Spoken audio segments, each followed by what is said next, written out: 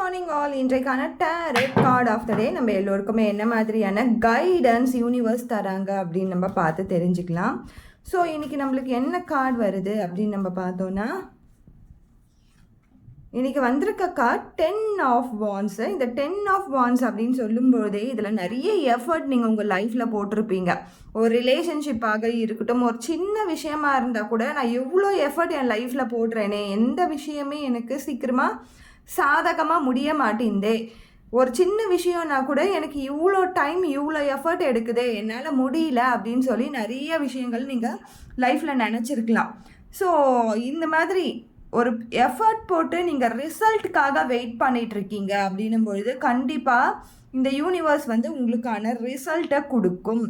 நீங்கள் எந்த அளவுக்கு ஒரு எஃபர்ட்டை போட்டு நீங்கள் அதை வந்து ஒரு ஒரு பொருளாகவோ ஒரு உறவாகவோ ஒரு தொழிலாகவோ செஞ்சு வச்சிட்டு இருப்பீங்க இல்லையா, அது எல்லாமே பார்த்தீங்கன்னா உங்களுக்கு ரிசல்ட்டை தரப்போகுது.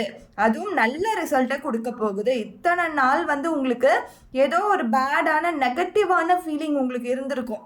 எவ்வளோ எஃபர்ட்டாக நான் போடுறது, எவ்வளோ முயற்சி நான் போடுறது, என் பக்கத்தில் இருந்தே எவ்வளோ முயற்சி தான் நான் போடுறது அப்படின்ட்டு. ஆனால் இனிமேல் வரும் காலங்களில் கண்டிப்பாக அந்த அந்த ஃப்ரூட்டை நீங்கள் கண்டிப்பாக அனுபவிப்பீங்க. நீங்கள் எந்த அளவுக்கு முயற்சி பண்ணி ஒரு விஷயத்த பண்ணியிருக்கீங்களோ அதற்கான பெஸ்ட்டு ரிசல்ட் கொடுக்கக்கூடிய டைமாக இருக்க போகுது. அது எதுவாக வேணாலும் இருக்கலாம். உங்கள் உடலாக இருக்கலாம், உங்கள் உறவாக இருக்கலாம், பணமாக இருக்கலாம், தொழிலாக இருக்கலாம், படிப்பாக இருக்கலாம், எதுவாக வேணாலும் இருக்கலாம். நீங்கள் போட்ட எஃபர்ட்டுக்கான ரிசல்ட் நீங்கள் பார்க்கக்கூடிய டைம் தான் இது. ஸோ வருத்தப்படாதீங்க. ரொம்ப கஷ்டப்பட்டிருப்பீங்க. சின்ன விஷயம்னா கூட நான் இவ்வளோ கஷ்டப்படுறேனே, இவ்வளோ எஃபர்ட் போட வேண்டியது இருக்கே, இவ்வளோ முயற்சி பண்ண வேண்டியது இருக்கே அப்படிலாம் நினச்சிருப்பீங்க. இனிமேலும் அந்த மாதிரி கவலைகள் வேண்டாம். கண்டிப்பாக இதெல்லாம் இன்றைக்குமே நடந்துருமா அப்படின்னு கேட்டிங்கன்னா அப்படி நடக்காது. கொஞ்சம் கண்டிப்பாக இந்த டிரான்ஸ்ஃபர்மேஷன் உங்கள் லைஃப்பில் நீங்கள் பார்ப்பீங்க. வரும் காலங்களில் கண்டிப்பாக நடக்கும். Thank you so much.